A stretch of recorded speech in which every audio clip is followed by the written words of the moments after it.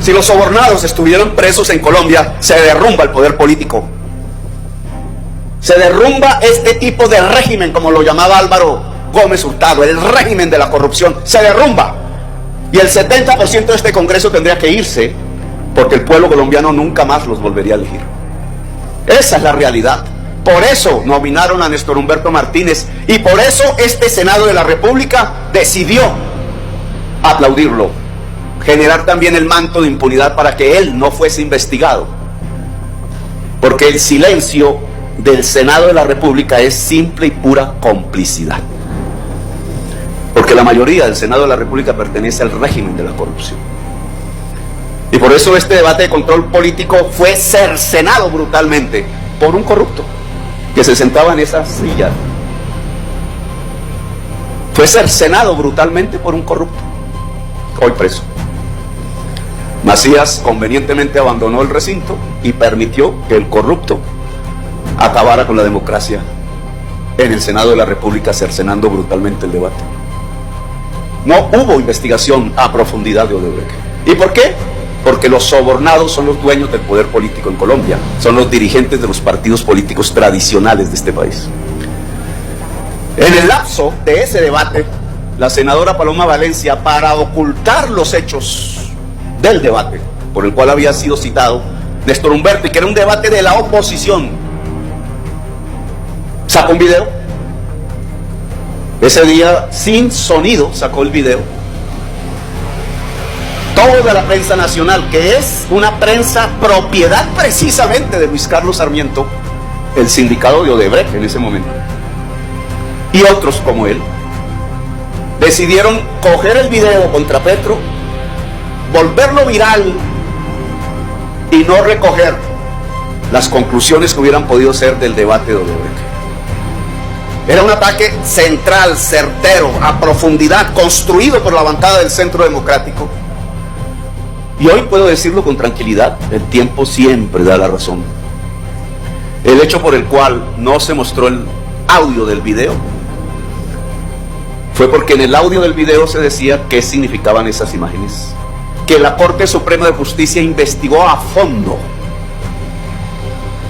20 millones de pesos, no 70.000 millones de pesos, no 50 millones de dólares de sobornos, 20 millones de pesos que el exnovio de la mamá de Paloma Valencia nos había entregado para financiar mi campaña política y que estaban registrados en la campaña. Dineros legales desde el origen hasta su destinación. Fue lo que encontró la Corte Suprema de Justicia. Claro, ya la prensa de Luis Carlos Sarmiento no salió a decir qué era lo que había pasado. ¿Cómo así? Que la máxima instancia penal determina que eran 20 millones de pesos, que era una transferencia legal, que provenían del exnovio de la mamá de la senadora Paloma Valencia, y que la misma senadora Paloma Valencia había usado para impedir que yo era uno de los sobornados de Odebrecht, cuando yo fui el que lo denuncié en julio del 2010. ¿Cómo fue que la Fiscalía pudo construir técnicamente la impunidad del caso Odebrecht?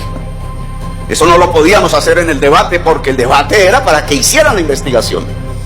Y yo diría que el instrumento básico para esa impunidad, contrario a lo que se buscaba en la ley, es el principio de oportunidad. El principio de oportunidad es un sistema que creó la ley colombiana, este Congreso, para que un delincuente, confesando las cabezas de la organización a la que pertenece, pueda ayudar a la justicia a desmantelar la organización criminal, y a cambio de ello recibe un beneficio jurídico. Se configura una transacción entre fiscales, funcionarios públicos y ahora jueces con el delincuente. Una transacción, verdad a cambio de beneficio jurídico. Pero lo que viene sucediendo en la Fiscalía es que cuando las investigaciones tocan con personas del poder político, el principio de oportunidad se usa al revés. Se convierte en un poder extorsionador del fiscal sobre el delincuente, para que el delincuente no diga toda la verdad, y a cambio de eso le otorgan el principio de oportunidad. Este tema lo descubrí en otro hecho de corrupción que yo investigué y denuncié, precisamente la vez, en julio del año 2010, que le dije a toda la prensa nacional, sin que ningún medio reprodujera esa información, que el cartel nacional de la contratación estaba integrado por Odebrecht, Conalvías y otras organizaciones empresariales. Nunca la prensa mencionó eso.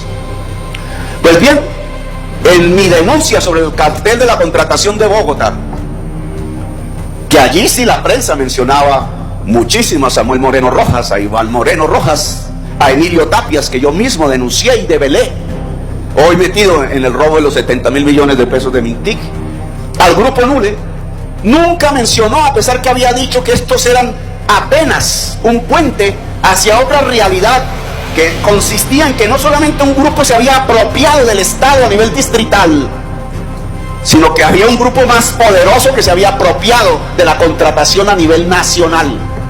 Ese pedacito me lo censuraron. Mencioné los nombres. Hoy podríamos decir, después de la investigación, que, por ejemplo, la avenida 26, Jorge Eliezer Gaitán se llama, que fue desfalcada, me tocó a mí terminarla, por 140.000 millones de pesos. No fue desfalcada por el grupo Nule, como repetía una y otra vez la prensa. El grupo Nule había cometido, porque era parte del cartel de la contratación nacional, había cometido delitos, pero no ese. Porque lo que hicieron a través de la prensa fue buscar la presión para que el grupo Nule cediera el contrato, y el que se robó la plata fue el que se quedó con el contrato, no recuerdo la palabra técnica, cesionario, cedente creo que es. Lo que hizo Samuel Moreno Rojas fue obligar a ceder el contrato para que el que quedara con el contrato ahí sí les pagara la coima de dineros del distrito. Y ese que pagó, ese que se robó la plata de la 26, se llama Andrés Jaramillo. Y los fiscales se dedicaron sobre el grupo Nule, que tenía principio de oportunidad, y otros actores, a intentar que no dijeran la verdad, que recortaran la verdad, que solo se quedaran en la acusación a los dirigentes administrativos de la ciudad de Bogotá, pero que no pasaran al orden nacional.